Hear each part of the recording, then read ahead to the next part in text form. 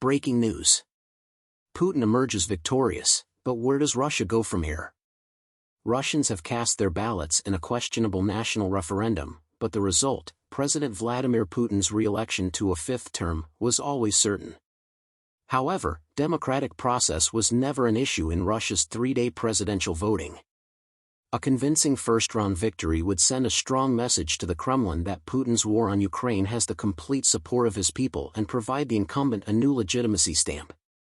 Putin urged Russians to vote in a show of national solidarity in an address he gave to the nation on election night. In his speech, he expressed his belief that the audience comprehended the current state of the nation and the numerous challenges it faces across several domains.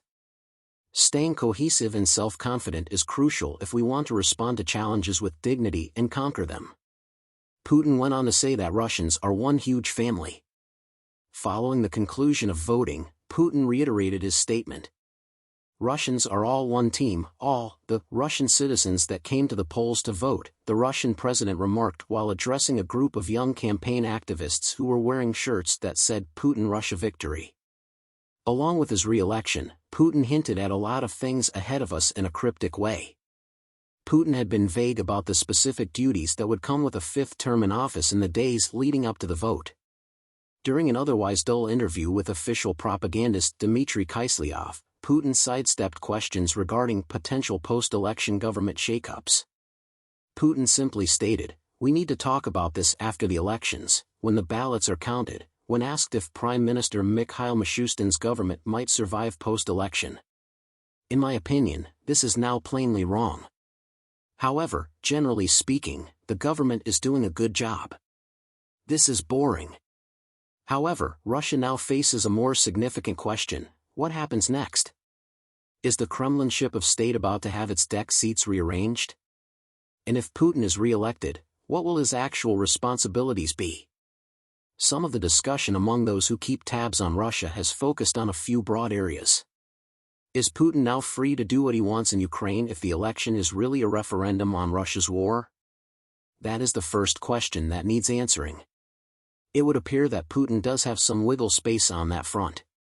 Following the defeat of the villages of Bakhmut and Avdiivka in eastern Ukraine, the Russian president is expressing optimism about the situation on the battlefield.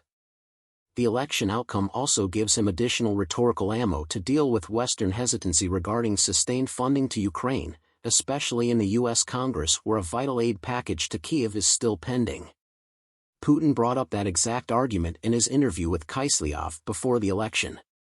As he spoke, he gave the impression that Ukraine was in a weak position and that it was absurd for them to bargain now simply because their ammunition was running low. Mysterious content piece. There has been a terrible toll on human lives as a result of Russia's small gains in eastern Ukraine. Rumor has it that Putin and his generals may have to start mobilizing troops again after the election if they want to put them through the meat grinder. Russian President Vladimir Putin declared a partial mobilization in September 2022 after early failures in their attempt to conquer Kyiv and envelop Ukraine from three sides. However, a 1,000-kilometer front remains problematic for Russia. A number of analysts have speculated that Putin could be reluctant to make another major call-up until after the election.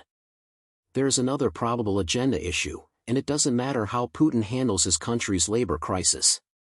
There will be no halt to the repression of Russia's domestic opposition.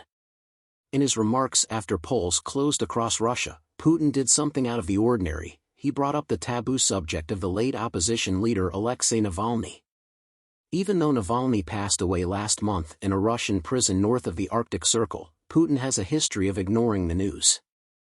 However, when asked about Navalny's death and the marginalization of opposition voices during the election campaign, Putin deviated from protocol by referring to it as a sad event, while evading a question regarding the election's fairness by shifting the topic, a favorite tactic of Putin's when it comes to information.